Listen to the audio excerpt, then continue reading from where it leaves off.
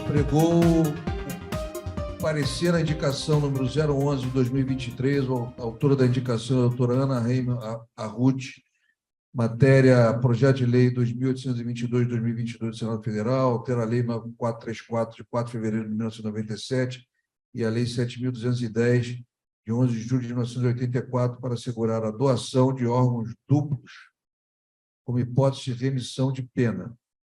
Relatores, doutor Guilherme Gustavo Vasques Mota, doutora Silvia Virgínia Silva de Souza, da Comissão de Criminologia. Doutora Silva vai fazer o uso da... vai apresentar o parecer, correto? Vai ser também que a Comissão de Direitos Humanos vai apresentar o parecer também na mesma linha. Então, o Paulo que vai fazer convergência. Então, sim, entendi, ok. Tá? Não, sem problema. Então, passo a palavra à relatora, doutora Silva Souza, que nos acompanha desde Brasília. Aceita, por favor, doutora? Aceitei. Boa noite, senhor presidente Sidney Sanches. Na sua pessoa, eu cumprimento a essa ilustre mesa. Não posso deixar de endereçar cumprimentos especiais à querida diretora Edmeia da Conceição. É um prazer, novamente, vir à tribuna, ainda que virtual, do plenário da Casa de Montezuma. Senhor presidente, gostaria de pedir permissão para dividir essa relatoria com o doutor Guilherme Mota. Nós elaboramos esse parecer conjuntamente, também com a doutora Kátia Rubenstein Tavares, e resolvemos dividir aqui o tempo, regimental que nos é destinado a essa relatoria, de 10 minutos, em duas partes. A primeira parte eu falo, e a segunda parte do doutor Guilherme Mota, que nos acompanha virtualmente também, ali de Manaus, que também é relator deste parecer, se assim Vossa Excelência permitir. Eu vou iniciar, então, trazendo aqui algumas considerações. Nós temos um parecer de 14 laudas. A exiguidade do tempo, eu vou me ater apenas aos pontos principais. Vossa Excelência já introduziu o parecer, trata-se do projeto de lei 2.822 de 2022, de autoria do senador Stevenson Valentim, senador pelo Estado do Rio Grande do Norte, pelo Podemos, apresentado ao Congresso Nacional no dia 21 de novembro de 2022, remetido à CAS, que é a Comissão de Assuntos Sociais, até a lavratura deste parecer, o projeto de lei estava sob relatoria do senador Otto Alencar, e depois ele deve ser encaminhado à CCJ, Comissão de Constituição e Justiça, e propõe alterações em duas leis, a Lei 9.434 de 97, que trata sobre a doação, remoção e doação de órgãos e tecidos humanos, e a Lei 7.210 de 84, que é a nossa famosa LEP, a Lei de Execuções Penais, Em suma, nobres colegas que nos assistem, o projeto de lei, ele propõe a remissão da pena de até 50% do tempo de pena imposto em razão da doação de órgãos, As alterações propostas são as seguintes. Na primeira lei, que é a lei que trata sobre remoção de órgãos e tecidos, propõe-se alterar o artigo 9º, parágrafo 9º, incluindo no parágrafo 9º o seguinte teor, abre aspas, é facultado ao condenado de forma livre e voluntária, devidamente acompanhado por advogado, na presença de juiz da execução penal e após ouvido o Ministério Público, doar órgão duplo, nos termos da lei, em caráter humanitário, para fins de remissão, na forma da Lei 7.210, de 1984. E na LEP, propõe-se a alteração do caput do artigo 127, do acréscimo dos parágrafos 9º, 10º, 11º e 12º, com as seguintes redações. No 9º, no caso de doação do órgão duplo, o condenado deverá ter cumprido 20% da pena para poder fazer uso da remissão. 10º, parágrafo 10º. Uma vez realizados todos os procedimentos necessários para fins da doação, ela será custeada pelo Estado e realizada nos termos da lei. Parágrafo 11º, 11. O condenado que realizar a doação fará jus a uma redução de 50% da pena total imposta, devendo cumprir o restante da pena em regime aberto, com condições a serem definidas pelo juiz da execução, E o parágrafo 12, a remissão de pena por doação de órgão duplo não se aplica na hipótese de reincidência em crime hediondo. Nós dividimos, senhor presidente e nobres colegas, este parecer em seis tópicos, né? Os dois primeiros eu já acabei de fazer, que é a apresentação do parecer. O terceiro trata-se da fundamentação utilizada no projeto de lei. Basicamente, o autor do projeto apresenta dois fundamentos essenciais que a ele, enfim, segundo ele, relacionam-se com a dignidade da pessoa humana, com a solidariedade, e o terceiro é sobre o livre consentimento necessário para o preso, no caso de escolha da remissão pela doação de órgãos duplos, né? Na sequência, nossa análise debruça-se primeiro na matriz internacional, fizemos um levantamento dessa discussão no âmbito internacional, né? Há um movimento chamado Movimento Kindness for Life, e que foi apresentado no 6º Congresso Mundial de Bioética em 2002, pelo professor Leonardo Castro, que é titular da cadeira de Filosofia da Universidade das Filipinas, e que trata dessa possibilidade de barganha entre a pessoa condenada e a autoridade penal, para fins de remissão da pena. Na entabulação desse movimento, ele é entabulado pela Associação de Pacientes Renais das Filipinas e defende a posição que é apresentada nesse projeto de lei, ou seja, a doação de órgãos duplos, um rim ou um pulmão, pela remissão da pena em 50%. É importante destacar que, como nós vimos, o projeto trata que a pena, o restante da pena a ser cumprida seria em regime aberto, né? O objetivo é fazer com que os presos cedam os órgãos como forma de demonstração de arrependimento pelos crimes cometidos. E quando questionado sobre a vulnerabilidade das pessoas em privação de liberdade, o professor argumenta que arguir sobre a vulnerabilidade das pessoas privadas de liberdade é um argumento paternalista que impediria declarações de arrependimento, teria uma restrição à liberdade e seria, portanto, injusta na visão desse professor. Nos Estados Unidos, que é um outro lugar onde nós também olhamos, o Partido Democrata, dois políticos do Partido Democrata apresentaram projetos de leis que buscam também algo semelhante, né? A possibilidade dos presos doem órgão ou doem medula para fins de redução da pena. E é importante destacar que tanto nas Filipinas quanto nos Estados Unidos há movimentos contrários e há críticas a esse tipo de proposição. E no Congresso Nacional Brasileiro também, na legislatura passada, em 2019, já houve apresentação de proposições semelhantes pelo ex-deputado Daniel Silveira, e ambas foram devolvidas, na época, na Câmara dos Deputados, foram devolvidas para o autor, e ele foram devolvidas pelo presidente da Casa, o então deputado Rodrigo Maia, e ele não as reapresentou.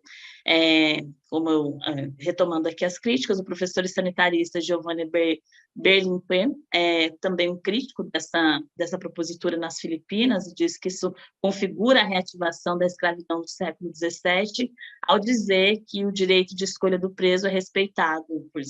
Nós estamos segundo o professor, diante de uma falácia. E o secretário de Saúde também das Filipinas, Alberto Romualdo Júnior, aponta que pedir aos condenados que doem órgãos em troca de redução de penas é o mesmo que pedir a uma pessoa pobre que venda o seu rim. Também há movimentos de ONGs, organizações não governamentais nos Estados Unidos contrário a esse tipo de política.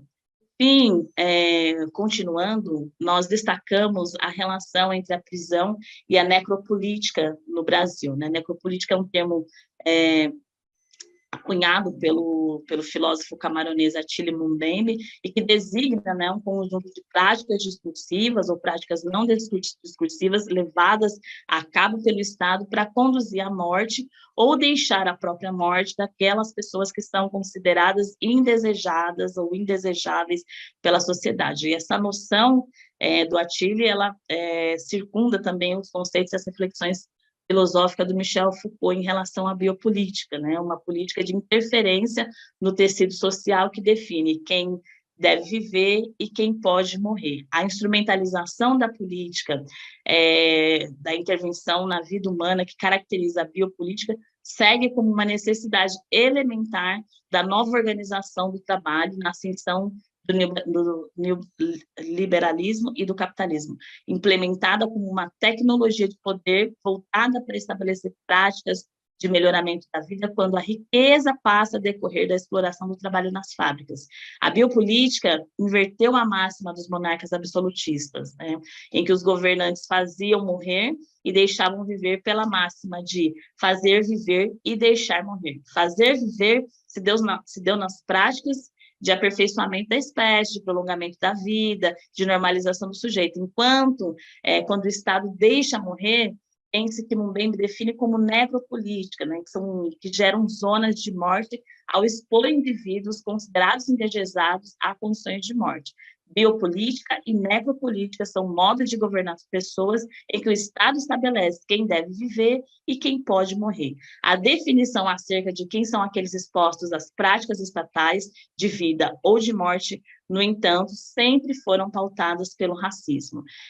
Para concluir a minha parte, eu passo aqui para o ponto 5, onde nós fazemos uma breve digressão histórica sobre o racismo na história brasileira, né? No início do século II, o racismo estatal esteve relacionado ao critério eurocêntrico oferecido pelas análises das ciências positivistas, na criminologia positivista, que albergou visões hegemônicas de uma antropologia evolucionista, né? Nesse momento, o mainstream da ciência propunha uma hierarquia entre as raças, proliferando visões supremacistas, como se viu no nazismo, na opressão dos povos negros, dos indígenas aqui nas Américas, nos países colonizados, onde o racismo continuou imperando mesmo após o fim da escravidão, e onde a raça, o pertencimento étnico-racial é determinante para se estabelecer os lugares em que essas pessoas ocupam na pirâmide social.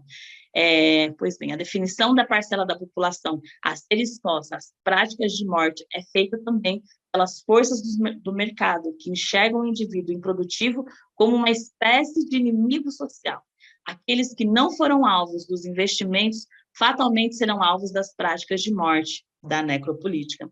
Nos presídios, percebe-se um perfil predominante. A população carcerária é composta majoritariamente de pessoas pobres, com ensino fundamental incompleto e que não possuem renda ou emprego, apresentam um histórico de abuso familiar e habitam em locais onde a ausência de serviços estatais, sendo majoritariamente pessoas negras. A composição social da população carcerária reflete o critério social que orienta a necropolítica.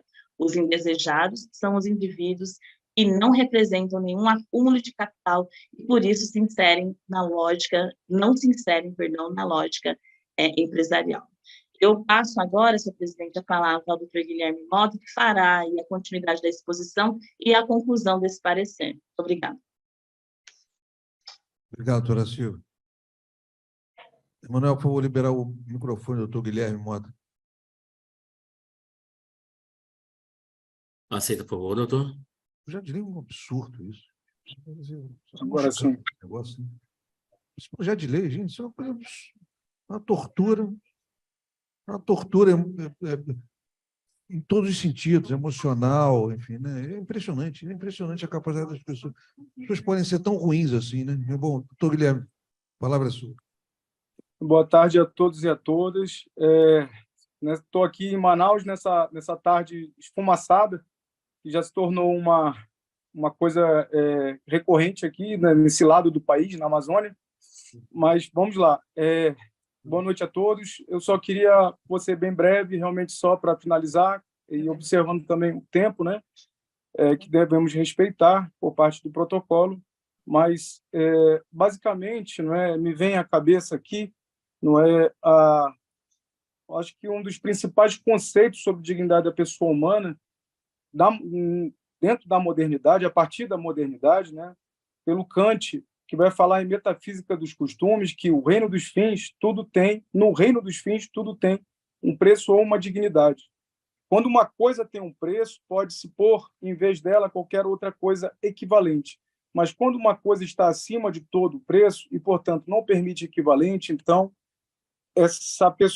se trata de uma pessoa, se trata da dignidade. Então, todos os sistemas jurídicos ocidentais a partir da modernidade, incluindo a nossa Constituição, considera, né, essa visão do Kant sobre a dignidade como um princípio de não cosificação.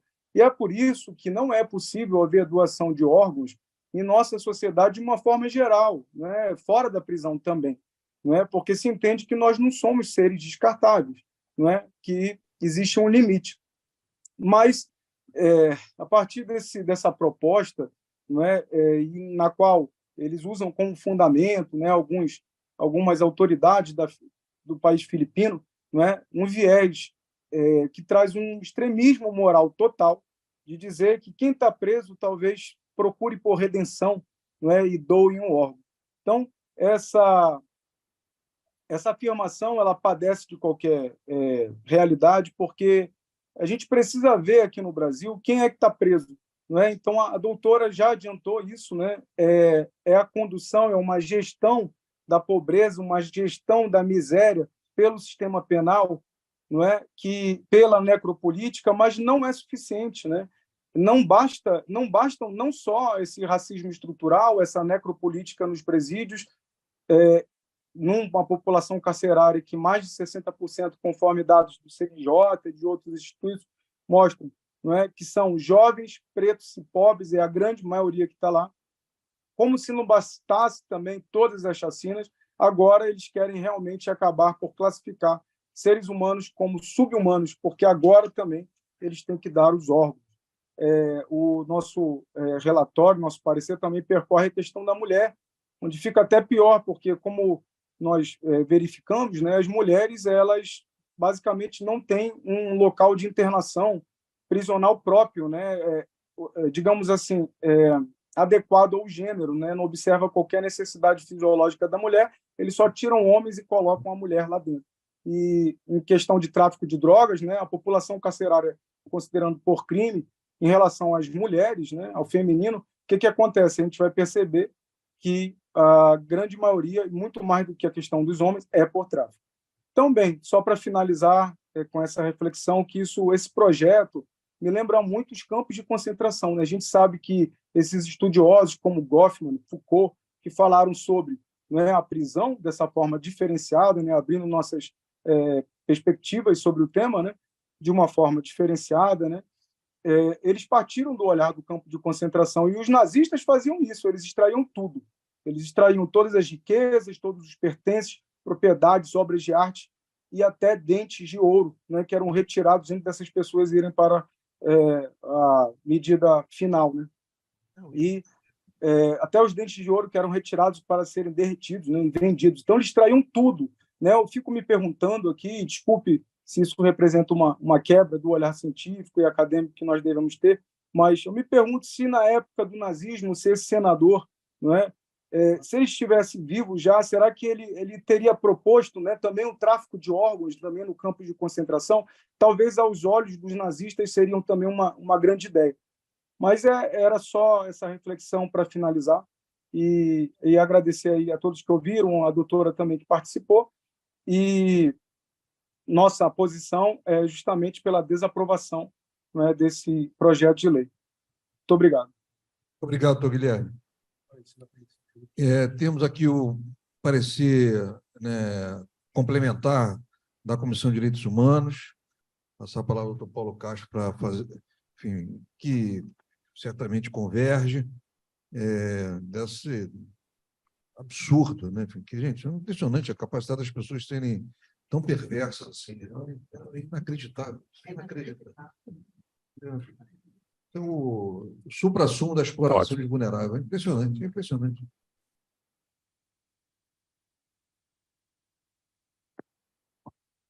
O parecer da Comissão de Direitos Humanos, melhor, vou voltar um pouquinho. A Comissão de Direitos Humanos, quando tomou conhecimento desse projeto de lei, já havia a distribuição para a Comissão de Criminologia. E não houve tempo assim de avocar a indicação para que pudéssemos também participar efetivamente do parecer. E, mesmo assim, decidir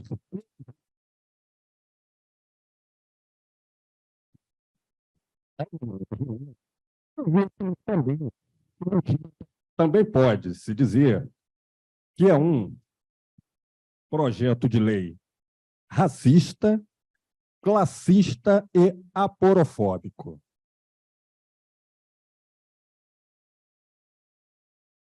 Nesse mesmo diapasão, deve ser rejeitada a referida proposta legislativa por ferir tratados internacionais de direitos humanos, do qual o Brasil é signatário e ratificado pelo Congresso Nacional. A saber, cito aqui alguns exemplos: Convenção contra a Tortura e Outros Tratamentos ou Penas Cruéis, Desumanos ou Degradantes, de 1984, e Pacto Internacional sobre Direitos Civis e Políticos. Conclusão. Exposites, infere-se que o projeto de lei 2.822 de 2022 deve ser rejeitado por configurar a possibilidade da prática de tortura, experimento científico, violação do princípio da dignidade da pessoa humana, atenta contra a possibilidade de autodeterminação e direitos da personalidade, viciando o consentimento da pessoa presa. Por outro lado, aí requer, portanto, a rejeição da proposta e que cópia do parecer seja remetida ao relator do projeto de lei, essa coisa toda. Então, nesse caso, senhor presidente, nós queríamos ofertar à Comissão de Criminologia apenas como uma colaboração ao parecer. Não, faremos o encaminhamento às autoridades competentes de ambos os pareceres, com certeza. Bom, eu... somente isso. Muito obrigado, Paulo. Muito obrigado. Eu ponho em discussão o parecer. Primeiro, passo a palavra à doutora Carmela, que nos assiste virtualmente, para a sua manifestação. Na sequência... Questão de fato, quer esclarecer?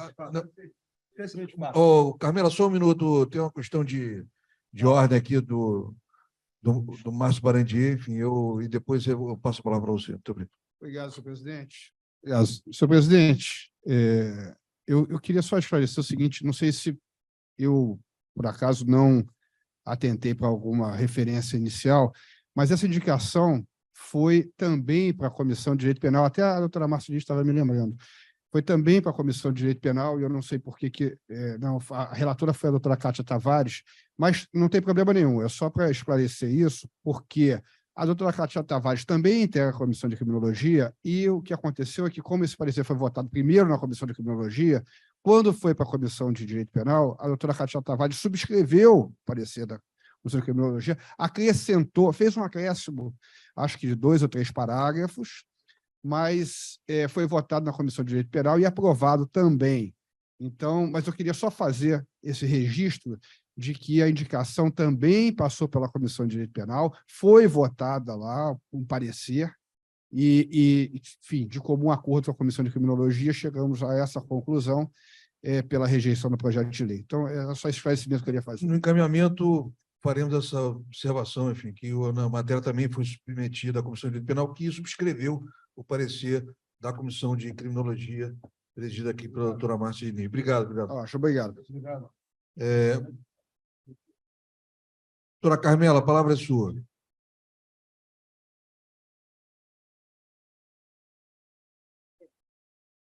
Emanuel, por favor, liberar o microfone da doutora Carmela. Aceita, por favor, doutora. Boa noite a todos e todas, na pessoa do nosso presidente Sidney Sanches. Estou aqui na OAB, na subsede dentro da OAB do Rio Grande do Sul, com o nosso colega aqui, Fábio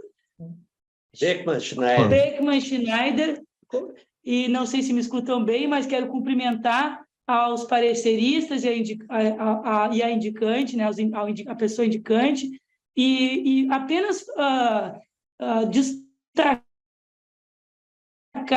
que, além de todos os argumentos que trouxeram sobre a aporofobia, necropolítica, nós temos evidências de que, como esse projeto ele não tem nenhuma base, além de todas essas violações que ocorrem, as pesquisas do CNJ, e uma específica agora de 2023, que fala letalidade prisional, uma questão de justiça e saúde pública, encomendado pelo CNJ, fala o quão é é a situação de gravidade da saúde das pessoas presas e faz um levantamento de que uma pessoa com tuberculose na prisão seja 30 vezes maior do que a população em liberdade.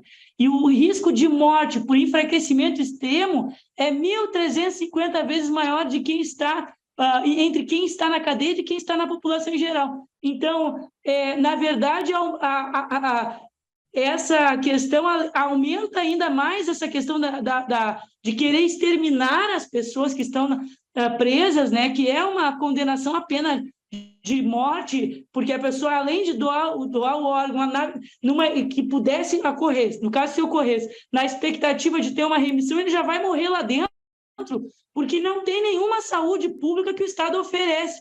Então, assim, só apenas cumprimentar os colegas e reiterar da gravidade dessa propositura e que há as evidências de que o Estado é deficitário demais na questão da saúde da população prisional. Obrigado, doutora Carmela. Bom, e fazer o registro do doutor Fábio Bock, que nos acompanha também. E agora, próximo... Doutor Sampaio.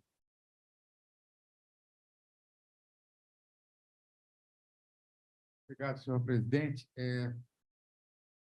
Alguém poderia perguntar como é que eu, que não entendo nada de direito criminal, resolvi pedir a palavra, mas eu fiquei tão revoltado com esse projeto. É uma coisa antifascista, inspiração antifascista óbvia. Eu não posso deixar de me manifestar. Na realidade, eu vou falar menos de um minuto. É uma pena de mutilação, para começar. Isso é uma pena de mutilação. Amanhã, se houver transplante de braço, por exemplo, doar o braço. E, na realidade, não é doação, é chantagem. É chantagem do Estado, porque não há nenhuma doação aí. O preso é convidado, entre aspas, né, a entregar um órgão dele em troca de menos pena. Isso é realmente uma chantagem. É uma coisa tão inacreditável que eu me espanto como é que isso pode ser possível. Não é? É terrível. É só isso que eu queria dizer. Muito obrigado. Totalmente de acordo. Próximo inscrito. Márcia, você. Márcia vai falar pela edicante. Não, então tem mais um. Você fala por último. Falta Sérgio Santana? Sérgio.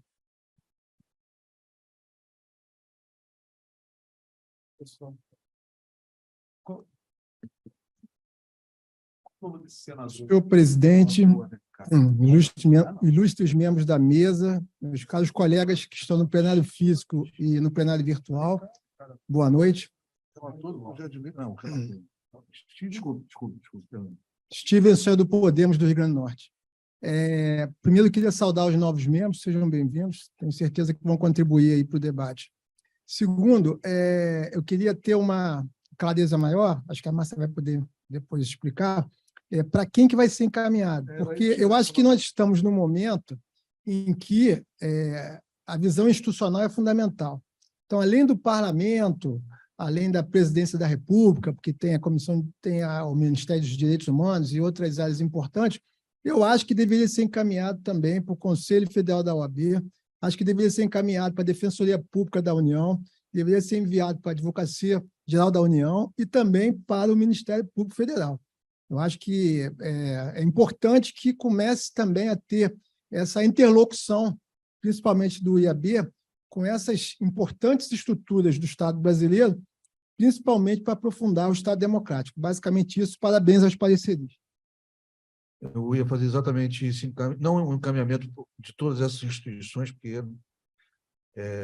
enfim, mas um dos pontos seria discutir o encaminhamento. Doutora Márcia, a palavra é sua.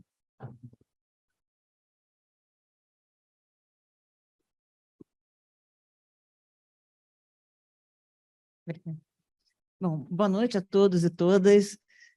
Também, inicialmente, eu queria muito cumprimentar, na verdade, eu também sou proponente da Fernanda, e estou muito feliz com o seu ingresso aqui nos nossos quadros. Tenho certeza que nós vamos ter muito trabalho pela frente juntas. Parabéns pela tua vinda, estou super, super feliz. E também com o Daniel. Nossa, eu conheço o Daniel e a Maria Eduarda há muitos anos, não os reconheci, subimos juntos no elevador, mas eu realmente sou completamente zero, abaixo de zero em matéria de reconhecimento fotográfico e facial. Mas eu conheço o Daniel, inclusive já trabalhamos juntos, temos processos juntos. Daniel é um brilhante advogado, assim como a Fernanda. Eu acho que hoje o IAB realmente está num dia de festa por contar com vocês dois. E a próxima é a Maria Eduarda também, que tem que vir também conosco e participar da Comissão de Direito Penal, enfim, da comissão que você quiser, porque talento não falta. Muito bem-vindos. Em segundo lugar, eu queria falar a respeito do parecer. Eu estou falando em nome como presidente da Comissão de Criminologia, mas também em nome da indicante, que é a Ana Ruth. E quando a gente pensou, pegamos esse projeto, ficamos também assim, muito chocados, né? E aí a gente verificou que não é o primeiro projeto nesse mesmo sentido. Existem vários, eles vão tentando, eles vão retomando com uma capa diferente, com uma roupagem diferenciada, mas existem vários projetos que são colocados, que são levados à discussão na Câmara, no Congresso, no Senado, e que tratam exatamente desse tipo de proposta absolutamente indecorosa. Isso é uma violação aos direitos humanos, tudo que se pode imaginar como mínimo de direito à dignidade humana, os direitos dos presos, a impossibilidade de uma decisão tomada por um preso, qual é a voluntariedade que haveria uma decisão desse tipo? E aí eu queria também lembrar, foi muito interessante o debate em ambas as comissões, da criminologia e penal, mas lembrar de algumas observações também durante os debates, principalmente em relação ao querido amigo e membro da Comissão de Criminologia, João Marcos Bucchi. O João Marcos ele foi, durante 30 anos, juiz da Vara de Execuções Penais em Joinville, e ele instituiu em Joinville, esteve aqui conosco recentemente, né, lançando 2 livros dele, Prisão e Justiça e Lágrimas Aprisionadas dos Homens. E o João Marcos ele fez uma gestão assim, fantástica, completamente diferenciada na Vara de Execuções Penais de Joinville, e um dos projetos que ele implementou lá com muito sucesso foi exatamente de remissão da pena com leituras de livros. Ou seja, a cada livro que se lia, se concedia 1, 2 dias de remissão.